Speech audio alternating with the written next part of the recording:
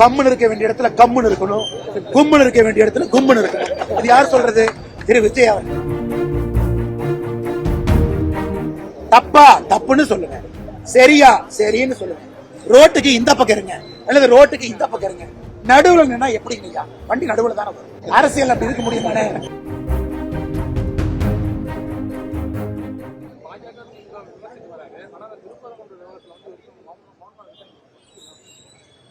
கம்முன்னு இருக்க வேண்டிய இடத்துல கம்முன்னு இருக்கணும், கும்முன்னு இருக்க வேண்டிய இடத்துல கும்முன்னு இருக்கணும். இது யார் சொல்றது? திரு விஜய் அவர்கள். அரசியல் அப்படி இருக்க முடியுமானே? கம்முன்னு இருக்க வேண்டிய இடத்துல கம்முன்னு இருப்பேன், கும்முன்னு இருக்க வேண்டிய இடத்துல கும்முன்னு இருப்பேன். திரு விஜய் அவங்ககிட்ட கேளுங்க, ஐயா கம்முன்னு இருங்க கும்முன்னு இருங்க, பேச வேண்டிய இடத்துல பேசுங்கன்னு நீங்க விஜய்கிட்ட சொன்னாவே நல்ல அரசியல்வாதியாக வருவாங்க. இவ்வளவு பிரச்சனை நடக்குது, இவ்வளவு சண்டைகள் நடக்குது. நான் பேசவே மாட்டேன், நான் வேடிக்கை மட்டும் பார்ப்பேன்னா உங்களை நம்பி எப்படி மக்கள் ஆட்சி பொறுப்பு கொடுப்பாங்க? தப்பா தப்புன்னு சொல்லுங்க, சரியா சரின்னு சொல்லுங்க. ரோட்டுக்கு இந்த பக்கம் இருங்க அல்லது ரோட்டுக்கு இந்த பக்கம் இருங்க. நடுவுல நின்னா எப்படிங்கய்யா? வண்டி நடுவுல தானே வரும்.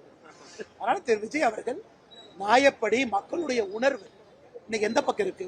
திருப்பரங்குன்றத்திலே தீபம் ஏற்றப்பட வேண்டும் என்று இருக்கிறது. அவங்களுடைய ஆதரவு எந்த பக்கம் இருக்கு? நான் பேசவே மாட்டேன்னா அது எந்த விதமான அரசியல்? நான் தமிழ்நாட்டில் தொடர்ந்து சொல்றது, விஜய் அரசியல இருக்கட்டும், அவர் சித்தாந்தத்தை சொல்லட்டும், மக்கள் ஓட்டு போட்டு முடிவெடுக்கட்டும். அப்படி இருக்கும் பொழுது எனக்கு ஒரு விஷயம்னா நான் பேசுவேன், ஒரு விஷயம் நான் பேச மாட்டேன்னா இதே விஜய் அவர்கள் புதுச்சேரிக்கு வந்தார். நம்முடைய ஆட்சியில, கூட்டணி ஆட்சியில ஒரு எம்எல்ஏ மந்திரி ஆயிட்டாரு, அவரு சிறுபான்மையர் அப்படிங்கறக்காக அவருக்கு பொறுப்பு கொடுக்கணும் விஜய் பேசினாரா இல்லையாங்கண்ணா? பேசினாரா இல்லையா? அன்னைக்கு சிறுபான்மையர் பேசின விஜய் திருப்பரங்குன்றத்துல பெரும்பான்மையருக்கு ஏன் பேசல?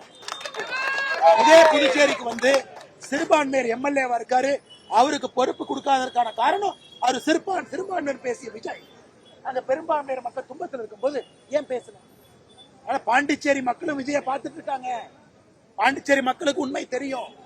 அதனால் தேர்தல் களத்துல மோதுவோம், நியாயமான விஷயத்திற்கு ஒன்றாக இருப்போம் என்பதுதான் நான் திரு விஜய் அவர்களுக்கு சொல்லக்கூடிய ஒரு தாழ்மையான மட்டுமல்ல, சங்கி படையே வந்தாலும் தமிழகத்துல கால் ஒன்ற முடியாது அப்படின்னு சொல்லிட்டு முதல்வரா இந்த முதல்வர் முதல் எலெக்ஷன்ல தோத்தாரு. திரு எம்.கே. ஸ்டாலின் அவர்கள் போட்டியிட்ட முதல் தேர்தலில் தோத்தாரு. கட்சி ஆரம்பித்த பிறகு எத்தனை முறை திராவிட முன்னேற்ற கழகம் தோற்றிருக்கிறது? வரலாறு காணாத தோல்வியை 2014 சந்திச்சாங்க. ஒரு எலெக்ஷன்ல 2 எம்எல்ஏ தான் ஜெயிச்சாங்க 234. அதனால தோல்வியை பத்தி ஸ்டாலின் ஐயா எங்களுக்கு பாடம் எடுக்க வேண்டாம், வேறவங்க பாடம் எடுக்க. அமித்ஷாஜி அவர்கள் யார் என்று இந்திய மக்களுக்கு தெரியும்.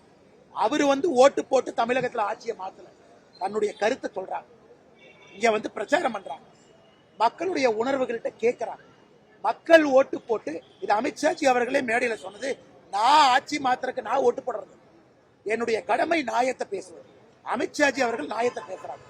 இந்திய அரசியல்ல திராவிட முன்னேற்ற கழகம் 1949 உருவாச்சு.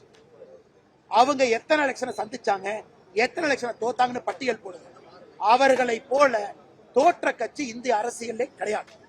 வரலாறு காணாத தோல்வியை பார்த்திருக்கிறாங்க 2 எம்எல்ஏ. எத்தனையோ முறை சைபர் 39-0 இடத்துல திமுக இருந்திருக்கு. ஏதோ இந்த எலெக்ஷன் ஜெயிச்சுட்டாங்கிறதுக்காக மரத்தின் மேல உட்கார்ந்துட்டு கூவ வேண்டாம்.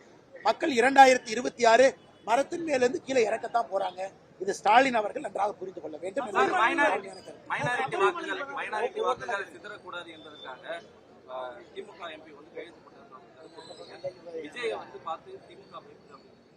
அண்ணே கமல் ஐயா ஒரு படத்துல சொல்லுவாங்க, அரண்டவனுக்கு இரண்டதெல்லாம் பேய், இதை பார்த்தா பயம், அதை பார்த்தா பயம், அதை பார்த்தா பயம்.